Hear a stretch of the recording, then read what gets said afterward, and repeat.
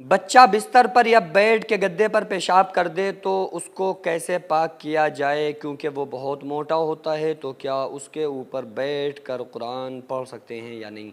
دیکھیے، جو بستر وغیرہ ہے نا، تو اس کو پاک کرنے کا طریقہ کیا ہے، یہ میں مسئلہ آپ لوگوں کو بتا دیتا ہوں. کیونکہ عام طور سے عورتیں کیا کرتی ہیں کہ وہ بچھنیاں وغیرہ بچھاتی ہیں بچوں کے نیچے، یا کوئی کپڑا وغیرہ بچھاتی ہیں، یا کوئی پنی وغیرہ بچھاتی ہیں. اس کے بعد بچے نے پیشاب کیا اس کو الگ کر دیتی ہیں، اور ان کو یہ لگتا ہے کہ شاید یہ پانی، یہ پیشاب جو ہے نا، یہ ہمارے بیڈ میں یا ہمارے گدوں پر یا ہمارے بچھونے بستر کے اوپر نہیں آیا ہوگا.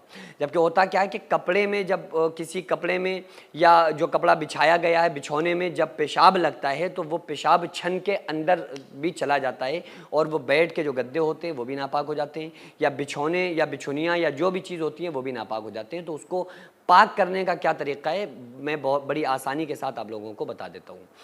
دیکھیے، جو بستر پہ بچے نے پیشاب کیا، اگر ہلکی کوئی چیز ہے تو عام طور سے وہ دھلی جاتی ہے.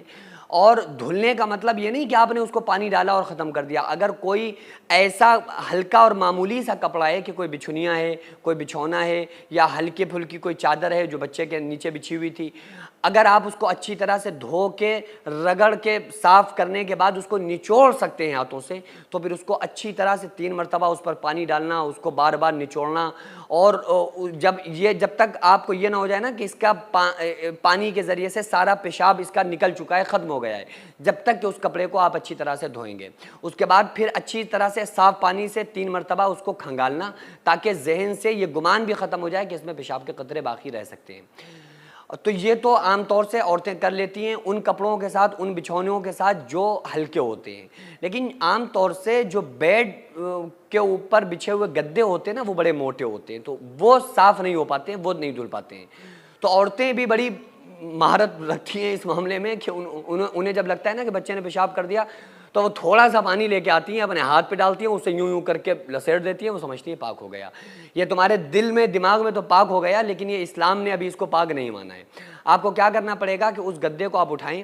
گدے کو اٹھانے کے بعد آپ اس گدے کو کھڑا کریں. جدھر سے وہ بچھا ہوا تھا نا، جدھر پیشاب لگا ہے، اس سائیڈ پہلے پانی کو بہانا شروع کریں. پانی بہائیں. پہلے آپ اس کو جتنا دبا سکتے ہو ہاتھوں کے ذریعے سے اس کو پش کریں، اس کو دبائیں گدے کو، تاکہ وہ نچوڑ کے جو بھی پانی کے ساتھ پیشاب ہے وہ نکل جائے، اس گدے سے باہر چلا جائے. اور اگر آپ نہیں اس کو نچوڑ پا رہے ہیں تو پھر کوئی ڈنڈا وغیرہ ہو تو اس کے ذریعے سے اس کو تھپتھپانا، تاکہ وہ جو پیشاب کے ذرات اور قطرات ہیں وہ پانی کے ساتھ نکل جائیں.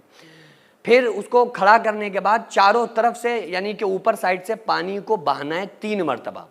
3 مرتبہ اس کو بہانا ہے. اگر بہتر ہے کہ الٹی سائڈ بھی اس کو بہا دیں، تاکہ اگر الٹی سائڈ بھی پیشاب کے قطرات پہنچے ہوئے ہیں تو وہ بھی اس سے نکل جائیں. 3 مرتبہ اس کو بہانا ہے. پھر گدے کو آپ نے گھما لیا، یعنی کہ پہلے کھڑا تھا اس طرف، پھر آپ نے الٹا اس کو کھڑا کیا، پھر ادھر سے بھی اوپر سے پانی ڈالا.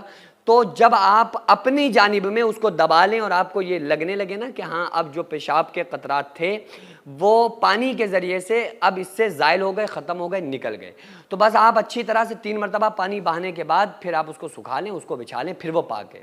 اس کے بعد یہ عمل کرنے کے بعد پھر آپ دماغ سے ٹینشن نکال دیں کہ اب یہ پاک ہے یا نہیں ہے، پھر وہ زیادہ اس بارے میں سوچیں نا.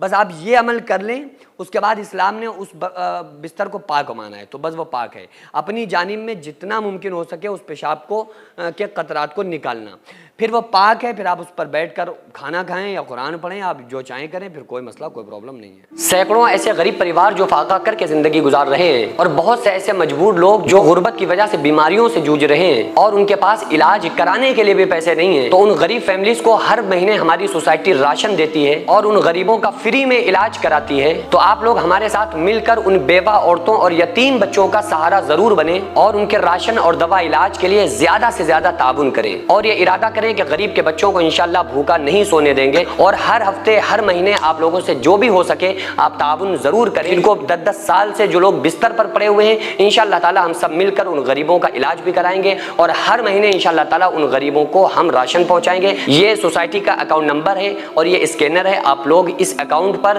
یا اس اسکینر کے ذریعے آپ غریب فیملیز کی ہیلپ کر سکتے ہیں.